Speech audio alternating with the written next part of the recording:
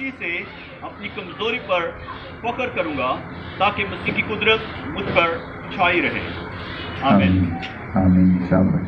अच्छा, कोई भी बताए कुरिन्थियों के खत के ताल्लुक से मुख्तसर, आपने अभी कुछ नहीं इसके बारे में पढ़ा, ना कोई इसके लिए पढ़ाया गया है, कोई जानता है इस खत के बारे में? कोई भी? कोई एक दो बात?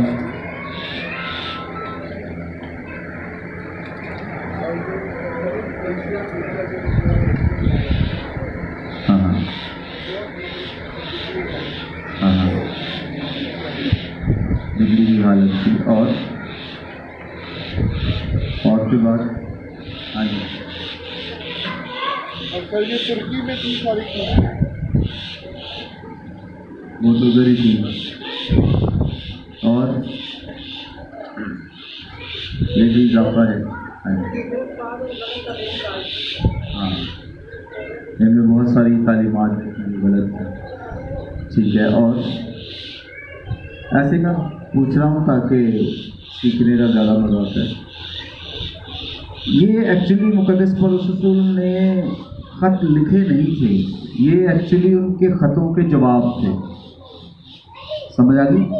उन्होंने अपनी प्रॉब्लम्स बयान की कि हमारे कलीसिया में, चर्च में ये प्रॉब्लम्स हैं, और फिर मुक़द्दस पौलुस रसूल ने उनको जवाब दिया था। ये एक्चुअली ख़त नहीं बल्कि ख़त का क्या है? जवाब है। तो इस एतबार से हमें मुख्तसर कुछ ना कुछ इल्म होना चाहिए चीज़ों का, ताकि हम बेहतर तौर से सीख सकें। अच्छा, मुक़द्दस पौलुस रसूल भी इस बात का इकरार करते हैं कि वो कमज़ोर हैं। हम सब इस मामले में कमज़ोर हैं, वीक हैं। कोई अपने आप को परफेक्ट ना समझे कि मैं बहुत परफेक्ट हूँ और मैं बड़ा मुकम्मल हूँ, मुझ में कोई खूबी कोई ख़राबी नहीं है या कोई नक्स नहीं है। हो सकता है आप बहुत अच्छी ज़िंदगी गुजार रहे हैं, तो भी बेहतरी की गुंजाइश मौजूद रहती है। हर वक्त बेहतरी की गुंजाइश मौजूद रहती है। हम ये कर रहे हैं, इसमें भी बेहतरी की गुंजाइश है, इसको और बेहतर किया जा सकता है। हम सिखा रहे हैं, इसको बेहतर तौर से सिखाया जा सकता है। आप सीख रहे हैं, आप बेहतर तौर से सीख सकते हैं। ठीक है, बेहतरी की गुंजाइश हर वक्त और हर लम्हे मौजूद रहती है। सो अच्छा है कि इंसान अगर ये समझे कि मेरे अंदर अभी मुझे बेहतरी की ज़रूरत है या गुंजाइश मेरे अंदर मौजूद है। ठीक है, इसके बाद जो नवी एक क्वालिटी है या सिफत है या खूबी एक शागिर्द में होनी चाहिए, मुआफ़ करने की सलाहियत। मुआफ़ करने की सलाहियत। मसीही शागिर्द जो है, इसकी एक खूबी ये है कि उसे दूसरों को मुआफ़ करना आना चाहिए। इसका उसे फन उसके पास होना चाहिए। ठीक है, खुदावंद यीशु मसीह ने, आप सब जानते हैं कि खुद जब सलीब पर थे, सताए जा रहे थे, तो उन्होंने अपने दुश्मनों के लिए क्या की? दुआ की। और क्या दुआ की? कि बाप इनको क्या कर? बीच में ना सारे लोग आ रहे हैं, जानते नहीं कि क्या करते हैं। और खुदावंद यीशु मसीह ने इसलिए ये नमूना दिया था, इसलिए उन्होंने ये किया था ताकि हम भी ऐसा करें, हम भी ऐसा ही करें। अगर हम अपने से मोहब्बत रखने वालों ही से मोहब्बत करते हैं, तो फिर हमारी मोहब्बत जो है वो दुरुस्त नहीं है, ठीक उसकी समत नहीं है। हमारी मोहब्बत का जो दुरुस्त अंदाज है वो ये है कि जिन लोगों को हम पसंद नहीं करते या जो लोग हमसे नफरत करते, ज़्यादती करते हैं, इसके बावजूद हम उनसे क्या करें? प्यार करें, उनको मुआफ़ करें, उन्हें बहाल करें, रिस्टोर करें। खुदावंद यीशु मसीह से उनके एक शागिर्द ने सवाल किया, अगर आपके पास बाइबल मुक़द्दस है तो ज़रूर निकालें। मुक़द्दस मत्ती रसूल की मारिफत लिखी गई इंजील 18वां बाब है,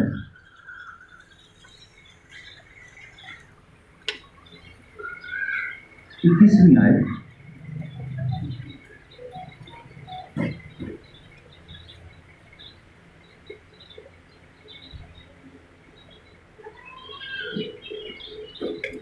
21वीं और 22वीं 2 आयत कोई भी पढ़ दे।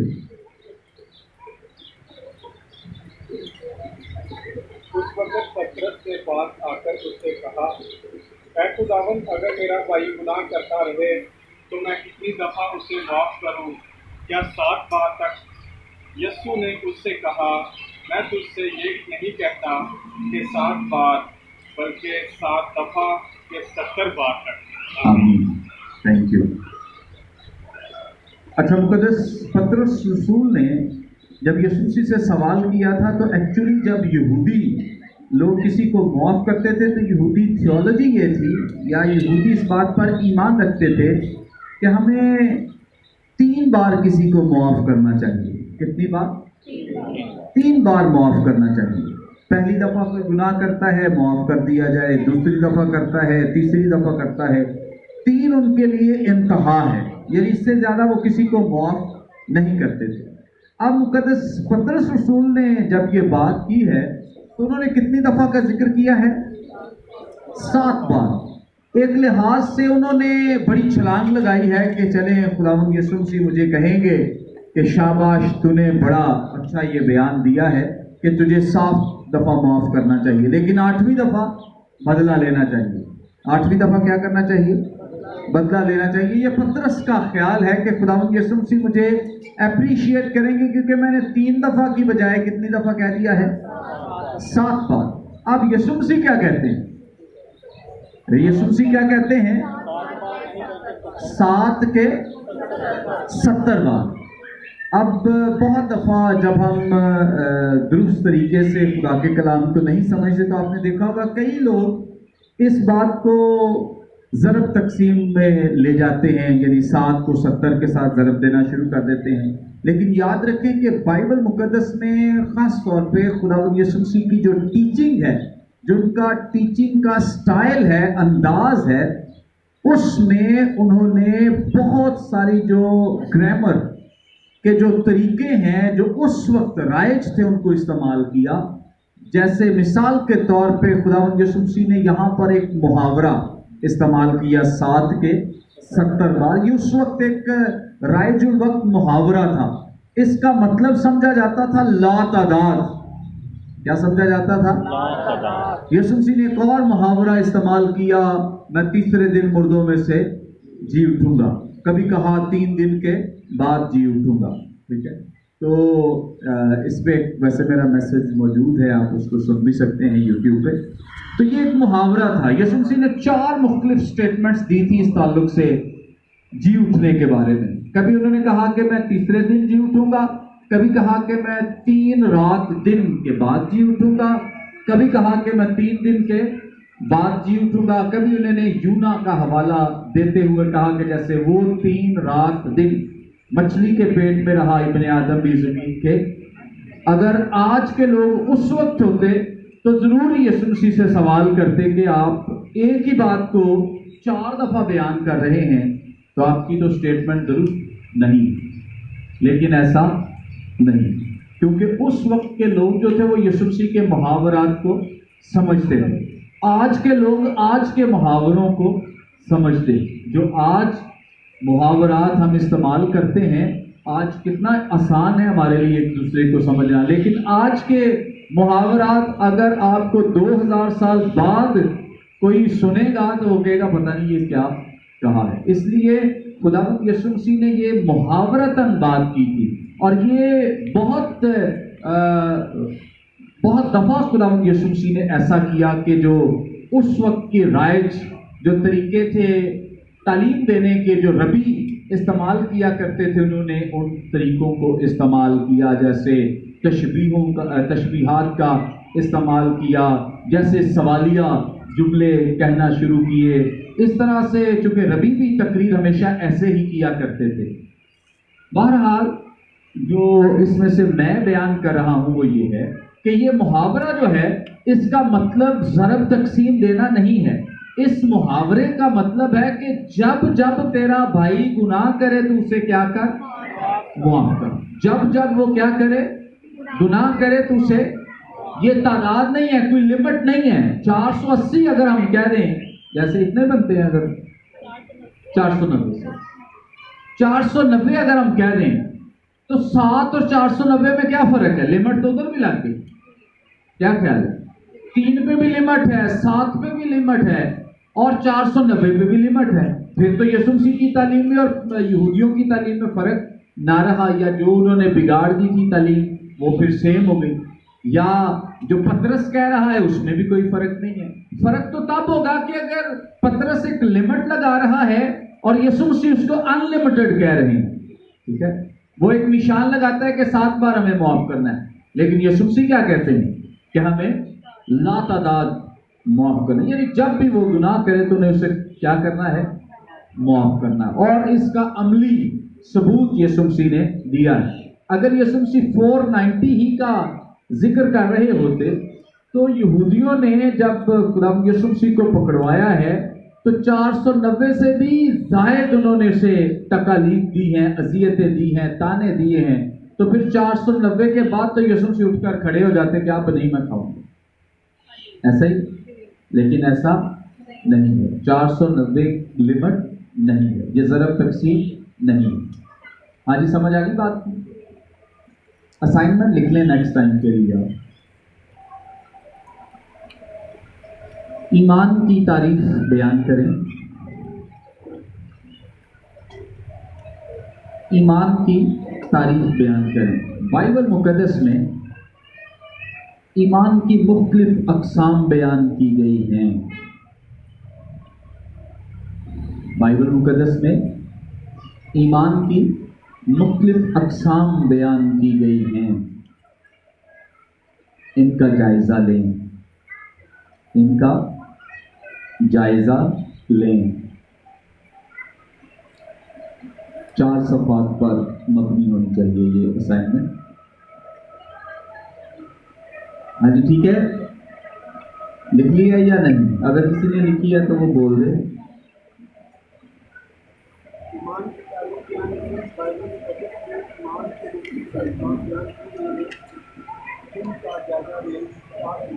हाँ, ईमान की तारीफ बयान करें। बाइबल मुकद्दस में ईमान की मुख्तलिफ अक़साम बयान की गई हैं, इनका जायज़ा लें। और ये असाइनमेंट आपकी 4 सफ़ात पर मबनी होनी चाहिए।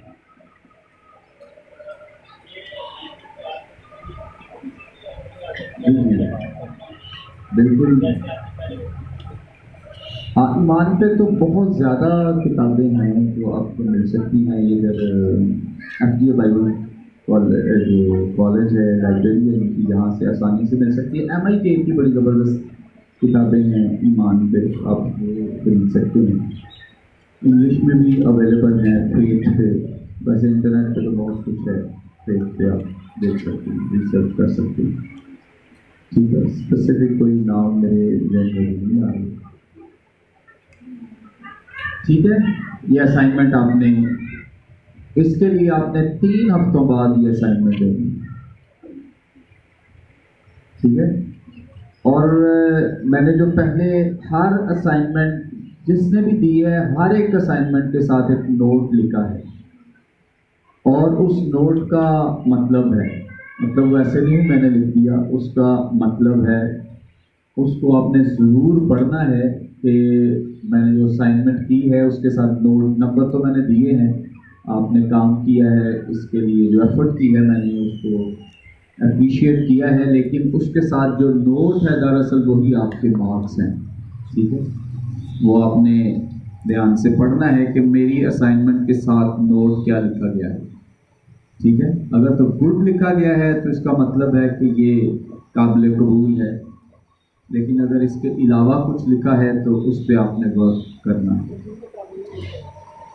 कुछ भी नहीं लिखा, मार्क्स है, नदी आपकी मैंने पढ़ी थी, ठीक है, अच्छी है। मेरा ख्याल है और किसी के साथ तो ऐसा नहीं होगा, सबके साथ मैंने लिखा है। ओके, अच्छा, 10वां जो पॉइंट है ये ईमान ही है। जो हम खूबियां सीख रहे हैं एक शागिर्द की, उसमें जो 10वीं खूबी है ईमान। नए अहदनामे में यूनानी ज़ुबान का जो लफ्ज़ ईमान के लिए इस्तेमाल हुआ है वो पिस्टिस इस्तेमाल हुआ है, PISTIS, पिस्टिस इस्तेमाल हुआ है। और नए अहदनामे में ये लफ्ज़ जो है ये तकरीबन 458 मरतबा इस्तेमाल हुआ है। 458 458।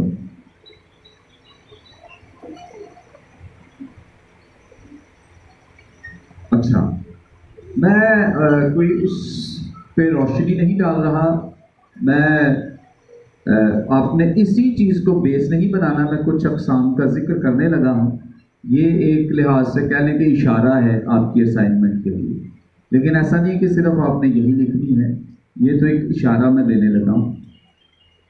अच्छा, इसमें जो ईमान की अक़साम हम सुनते भी हैं, कहते भी हैं, डॉक्ट्रिनल ईमान है जिसको इलाहियाती ईमान कहा जाता है।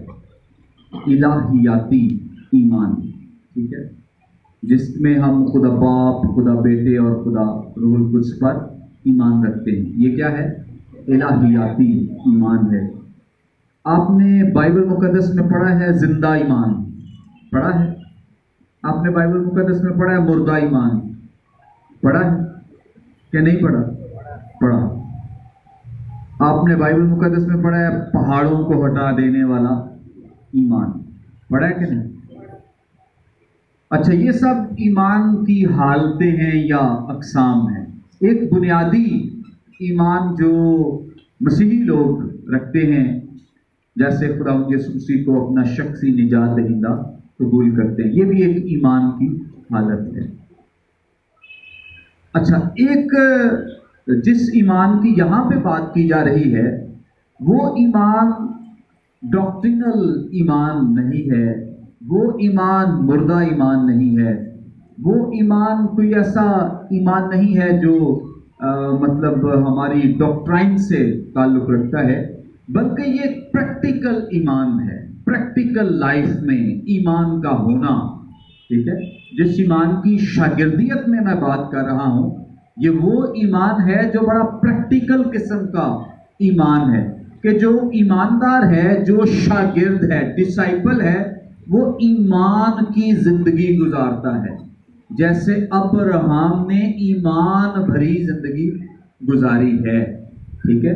जो खुदा के लोग हैं वो हमेशा ईमान की जिंदगी गुजारते हैं, वो देखी हुई चीज़ों के पीछे नहीं भागते, बल्कि अनदेखी चीज़ों पर उनका हमेशा ईमान। ये जो ईमान की हालत है, ये दरअसल जो ईमानदार है उसकी पहचान है। मिसाल के तौर पे वो काम करता है, उससे फिक्र नहीं है मुझे पैसे नहीं मिलेंगे या पैसे मिलेंगे, वो काम कर, उसे पता है मुझे मिलेंगे, नहीं भी मिलेंगे तो खुदा मेरा कोई ना कोई इंतजाम करेगा। ये उसका क्या है? ईमान। वो रात को सोया, उसने ये नहीं परेशान होना कि मैं सुबह क्या खाऊंगा, कल हम कहां से लाएंगे। ये एक गैर ईमानदार की पहचान है। कहता फिर तुम में और गैर कौम में क्या फर्क है? अगर हम भी फिक्र करते हैं तो हम में और गैर अक़वाम में फिर कोई फिक्र, वो कोई फर्क नहीं है। फर्क ये है कि जो ईमानदार है वो इस ईमान के साथ सो जाते हैं कि हाँ, खुदा ने हमें पैदा किया है, बनाया, हम उसके लोग हैं, तो वो हमें मुहैया करेगा। ये ईमान की जिंदगी है। ये क्वालिटी, ये खूबी एक ईमानदार की जिंदगी की पहचान है। जो ईमानदार लोग हैं, जो उसके डिसाइपल्स हैं, जो उसके शागिर्द हैं, वो ईमान की जिंदगी गुजारते हैं। वो खाते ईमान से हैं, वो पीते ईमान से हैं, वो जाते ईमान से हैं, आते ईमान से हैं। उन्हें चीजों की फिक्र नहीं है, उन्हें लोगों की परवाह नहीं है। उन्हें पता है एक बात पे ईमान है कि खुदा हमारे साथ है, जो कुछ भी हमारे साथ होना है वो खुदा की मर्जी से होना है। ये क्या है? हमारा ईमान है, और इसके बगैर कुछ भी नहीं होगा। ये हमारा ईमान होना चाहिए। खुदा की मर्जी के बगैर हमारी जिंदगी में कुछ नहीं होगा, ठीक है। एक ईमानदार जो है वो ईमान की जिंदगी गुजारता है। सो जो एक डिसाइपल है एक शागिर्द है उसकी जिंदगी की जो सबसे बड़ी क्वालिटी है, सिफत है, वो ये है कि वो ईमान से जिंदगी गुजारता है। वो कैसी जिंदगी गुजारता है? ईमान के साथ। उसे परवाह नहीं है, फिक्र नहीं है चीजों की फिक्र तो उनको होना जो खुदा के साथ जिनका लगाव ही नहीं है, ताल्लुक ही नहीं है खुदा के साथ। अगर खुदा के साथ हमारा ताल्लुक है तो फिर चीजों की परवाह करना, इसमें तो बड़ा तजाद दिखाई देता है। ऐसा ही जी, थक तो नहीं गए? सही। एक दफा आपने कदमों पे खड़े हो सभी।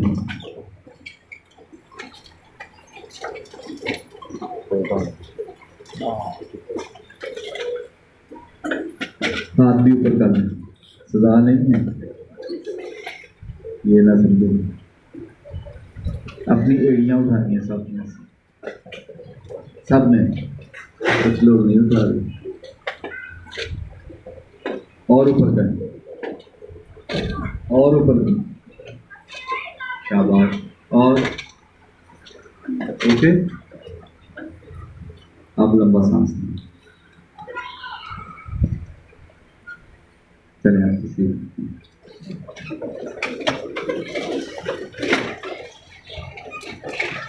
11वां जो पॉइंट है, 11वां, खुदा की खुशनुदी।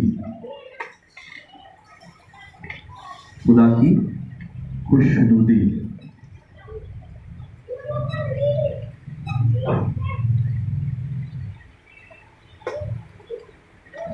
सिर्फ पॉइंट्स लिखे, जो हेडिंग्स हैं वो लिखते जाएं, बाकी आपको नोट्स मिल जाएंगे, ठीक है? खुदा की खुशनुदी। खुदा यसूसी ने जब अपनी खिदमत का आगाज किया है, इख्तिताम तक खुदा यसूसी इसी बात पर जोर देते रहे कि मैं ज़मीन पर अपने बाप की मर्जी पूरी करने आया। इसलिए आया हूँ, बाप की मर्जी पूरी। और इस बात को अमली जामा पहनाने के लिए खुदावंद यीशु मसीह ने कोई कसर उठा नहीं रखी कहीं भी। आप देख लें, उन्होंने अपनी जो कह लें कि बतौर इंसान होते हुए उनकी एक ख्वाहिश थी। ख्वाहिश क्या थी? कि ये प्याला मुझसे टल जाए। एक उनकी जिस्मानी कह लें कि इंसान होते हुए ये ख्वाहिश थी कि मेरे बाप से मेरी जुदाई ना हो। लेकिन इसके बावजूद उन्होंने एक बात जो खुदा की खुशनुदी है उसको नहीं वो भूले कि मेरी नहीं बल्कि तेरी मर्जी पूरी। किसकी मर्जी पूरी हो? यानी कि वो इसलिए इस जमीन पर थे कि खुदा की मर्जी हमेशा उनकी जिंदगी में, यानी वो जो कुछ करते थे खुदा की खुशनुदी के लिए करते थे। मुकद्दस यूहन्ना रसूल एक हवाला बयान करते हैं, अगर आपके पास बाइबल मुकद्दस है तो जरूर निकालें। मुकद्दस यूहन्ना रसूल की मारिफत लिखी गई इंजील, इसका 12वां बाब 42वीं 43वीं 2 आयत कोई पढ़ दे बुलंद आवाज से।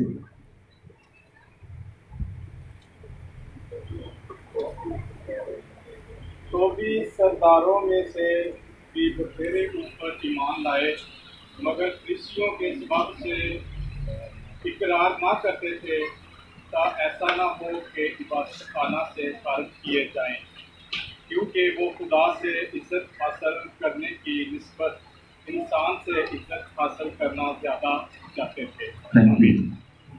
ये लोग खुदावंद यीशु मसीह पर ईमान रखते थे, खुदावंद यीशु मसीह को इन्होंने कबूल किया, लेकिन इकरार क्यों नहीं करते थे कि कहीं इबादत खानों से खारिज ना कर दिए जाएं। अब इन्हें अजीज क्या है? खुदा नहीं बल्कि इंसान है।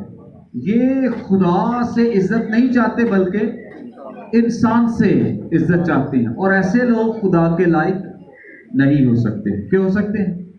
नहीं हो सकते। ऐसे लोग बिल्कुल भी खुदा के लायक नहीं हो सकते हैं जो इंसानों की परवाह करते हैं, जो लोगों की परवाह करते हैं, फलाना क्या कहेगा, फलाना क्या होगा, ये क्या होगा। लेकिन जो लोग इससे बढ़कर सिर्फ खुदा की खुशनुदी के लिए ज़िंदगी गुजारते हैं, वही उसके दुरुस्त और पसंदीदा शागिर्द हैं जिनसे वो खुश है। मुकद्दस पौलुस भी बयान करते हैं, अगर आप हवाला ये निकालें मुकद्दस पौलुस रसूल का कुरिन्थियों की कलीसिया के नाम लिखा गया दूसरा खत, इसका 5वां बाब और इसकी 9वीं आयत।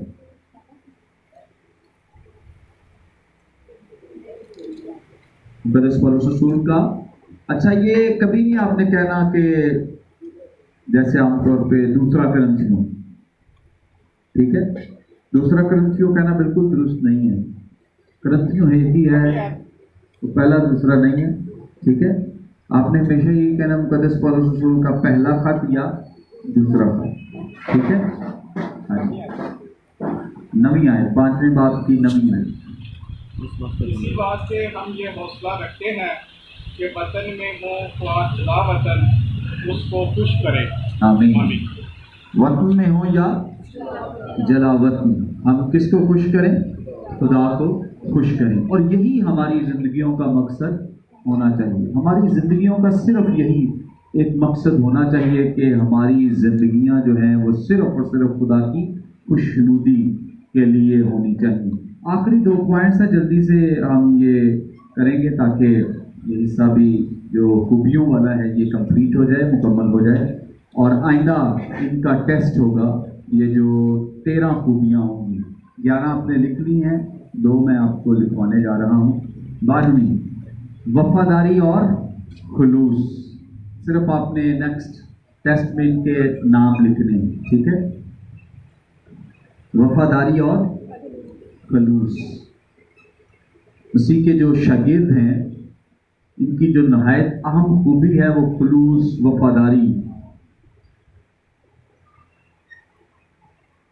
बाइबल मुकद्दस में बहुत सारी इसकी मिसालें हमें मिलती हैं। मिसाल के तौर पे पैदाइश की किताब के 5वें बाब की 22वीं आयत से 24वीं आयत तक हनूक का हमें जिक्र मिलता है। अगर कोई निकाले तो पढ़ दे हनूक के बारे में। पैदाइश की किताब इसका 5वां बाब और इसकी 22वीं आयत से 24वीं आयत तक। यार ये देखो बाहर से कौन बार बार सुन रहे थे।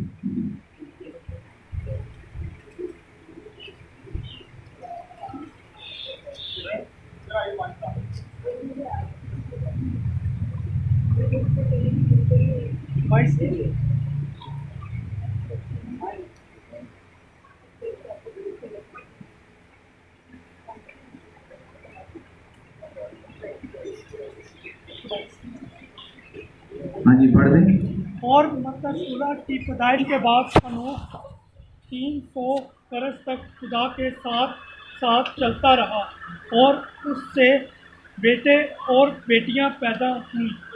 और हनूक की उम्र 365 बरस की हुई। और हनूक खुदा के साथ साथ चलता रहा और गायब हो गया क्योंकि खुदा ने उसे उठा लिया।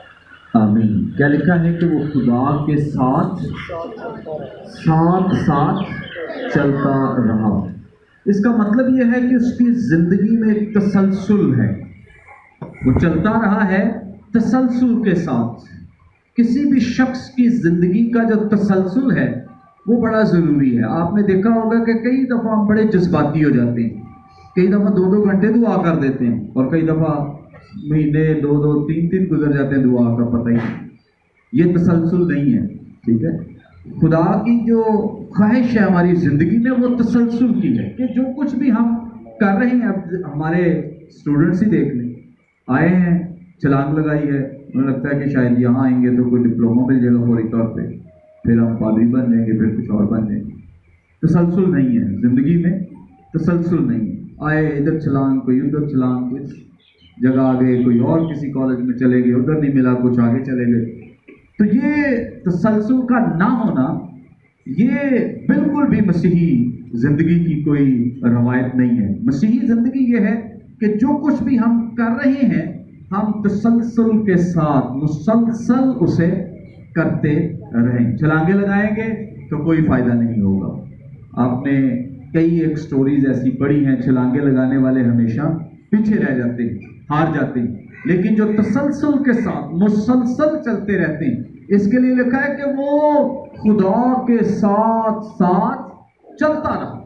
और खुदा को ये हालत बहुत उसकी पसंदीदा हालत है कि कोई लगातार उसके साथ चलता रहे, लगातार उसकी प्रस्तिश और इबादत करता रहे। खुदावंद यीशु मसीह ने इस बात पे शिकवा किया है, इस बात का गिला किया जो लोग लगातार उसके साथ नहीं चलते। जैसे मिसाल के तौर पे मुकाशफा, मुकद्दस यूहन्ना आरिफ की मारिफत खुदावंद यीशु मसीह का मुकाशफा, इसका 2 बाब, इसकी 4 आयत कोई पढ़ ले,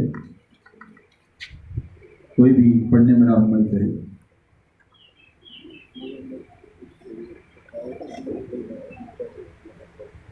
यूहन्ना आरिफ का मुकाशफा का 2 बाब, उसकी 4 आयत। मगर मुझको उससे ये शिकायत है कि तूने अपनी पहली सी मोहब्बत छोड़ दी। आमीन। आमीन। क्या शिकायत है? तसलसल नहीं है तेरी जिंदगी में, तसलसल नहीं है, लगातार वो एक चीज कायम नहीं है। मोहब्बत तो थी, तू करता था मोहब्बत, लेकिन अब वो मोहब्बत नहीं है, कायम नहीं है। ठीक है, खुदा को ये जिंदगी पसंद नहीं है। कोई समझे कि शायद आज मैं रूहानी हो जाऊं और कल फिर वही जिंदगी और परसों फिर रूहानी हो जाऊं, ये दुरुस्त नहीं है। खुदा के नजदीक उसका पसंदीदा डिसाइपल, शागिर्द वो है जो मुसलसल लगातार उसके साथ चलता रहे, वफादारी और खुलूस के साथ चलता रहे। इसीलिए अगर आप सुमरना की कलीसिया के बारे में देखें, मुकाशफा की किताब, मुकद्दस यूहन्ना आरिफ का मुकाशफा 2 बाब, इसकी 10वीं आयत अगर आप पढ़ दें, 2 बाब की 10वीं आयत।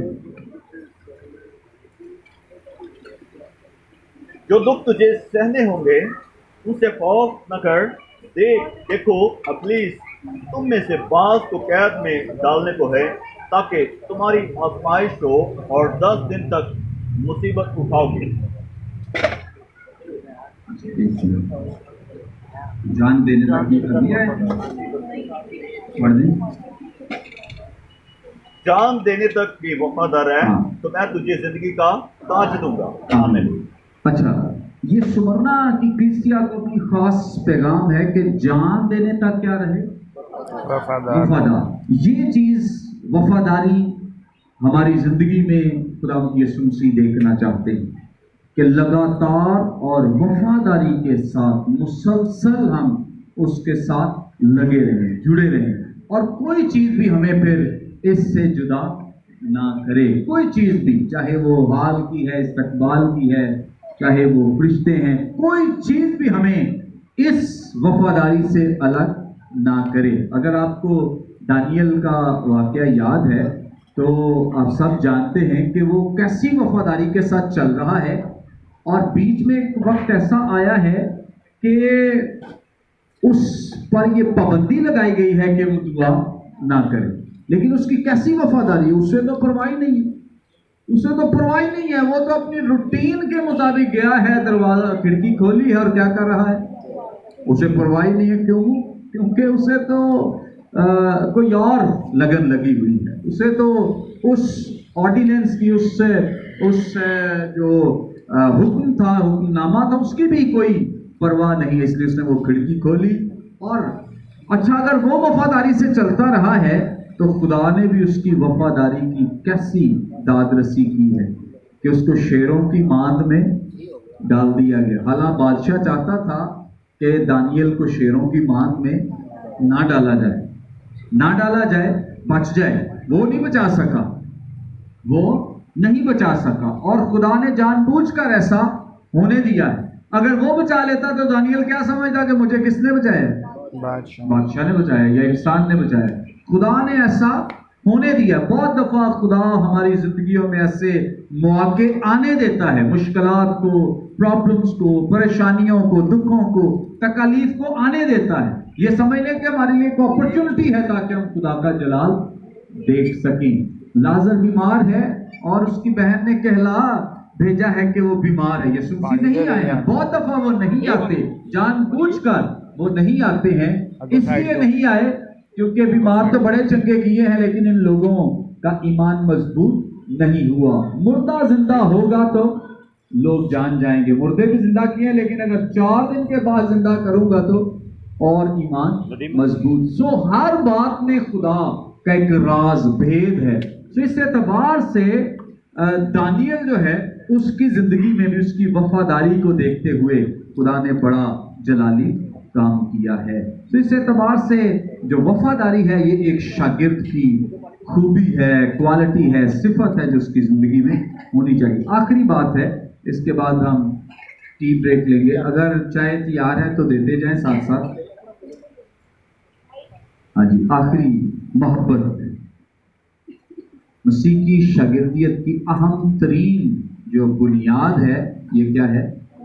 मोहब्बत है। इसके लिए यूनानी जुबान का लफ्ज़ एगापे इस्तेमाल हुआ है। इसके मानी क्या है? इलाही मोहब्बत, डिवाइन लव।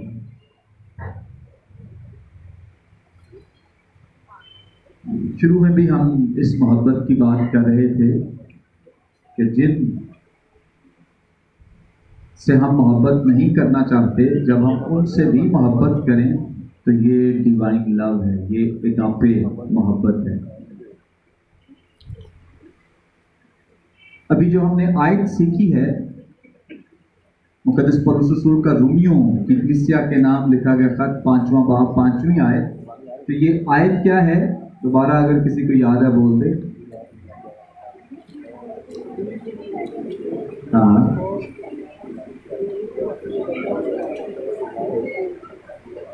रूहुल कुद्स जो हमें बख्शा गया उसके वसीले से। ये जो एगापे लव है ना, ये आम जिंदगियों में नजर नहीं आ सकता है। इसलिए आप देख सकते हैं कि ये जो मोहब्बत है, एगापे लव है, ये सिर्फ मसीही लोगों की मीरास बन चुका है। क्यों? क्योंकि ये रूहुल कुद्स के वसीले से आता है और कोई सोर्स नहीं है इस मोहब्बत का। नहीं तो नफरत है लोगों के दिलों में, लड़ाइयाँ झगड़े हैं, मजहब से लड़ रहा है। लेकिन वाहिद मसीहत एक ऐसी है जो बहुत सारे मज़ाहिब को भी अपने अंदर ले लेती है, समो लेती है, उनको भी एक लिहाज से साया अता करती है, अपनी मोहब्बत शो करती है। नहीं तो हर मजहब अपने मजहब के लोगों को देखना चाहता है। ऐसा ही है कि मतलब जो मजहब मेरा है वैसे ही सारी दुनिया नजर आनी चाहिए, अगर कोई वैसा नहीं है तो उसे मार देना चाहिए, ऐसे ही। लेकिन मसीहत ऐसी है जो सबको देखना चाहती है और सबसे ही मोहब्बत करती है। क्यों?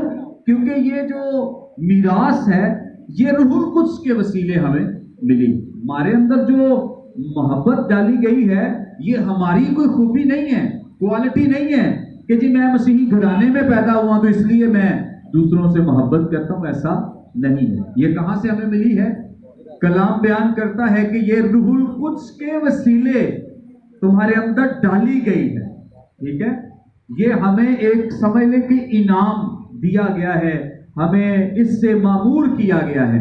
और अगर किसी के अंदर ये मोहब्बत नहीं है तो इसका मतलब क्या है कि अभी तक रूहुल कुद्स ने उसके अंदर एगापे मोहब्बत को नहीं डाला है। अगर कोई किसी से नफरत करता है या दूसरों से या दूसरे मज़ाहिब से नफरत करता है तो उसका मतलब यह है कि उसके अंदर अभी भी मसीह की मोहब्बत जो है वो मौजूद नहीं है। रूहुल कुद्स ने अपना काम अभी तक उसकी, रूहुल कुद्स ऐसा नहीं है कि रूहुल कुद्स कर नहीं सकता या उसे कोई रोकता है, एक्चुअली हमने अपॉर्चुनिटी नहीं दी है, मौका नहीं दिया है। ठीक है, रूहुल कुद्स तो सबकी जिंदगियों में काम करना चाहता है अगर हम उसे अपॉर्चुनिटी दें। याद रखें, हम जितना मौका अपनी जिंदगियों में खुदा को देते हैं खुदा उतना ही हमें इस्तेमाल करेगा। आप ज़्यादा मौका दें, अपॉर्चुनिटी दें खुदा को, आप अपनी अवेलेबिलिटी को ज़्यादा जाहिर करें, खुदा आपको ज़्यादा इस्तेमाल करेगा। अगर आपके पास वक्त ही नहीं है तो खुदा आपको कैसे इस्तेमाल करेगा? आपके पास तो वक्त ही नहीं है, आपके पास तो टाइम ही नहीं है, आपके पास तो कहीं जाने का, किसी से बात करने का वक्त नहीं है। खुदा आपको कैसे अपने राज बता सकता है? कैसे वो आपको भेद बताएगा? तो क्या करेंगे आप? किसी को बताएंगे नहीं, फायदा होगा? खुदा तो उसको देगा जो अवेलेबल है, जो मौजूद है, जो उसको अपॉर्चुनिटी दे रहा है कि मुझे बता, ताकि मैं दूसरों को बताऊं, सिखाऊं। अगर आप कहेंगे और आगे उस पर वर्क करने के लिए तैयार हैं तो यकीनन वो आप पर भी वो सब कुछ निछावर करने के लिए तैयार है। आमीन। कोई सवाल हो आपका?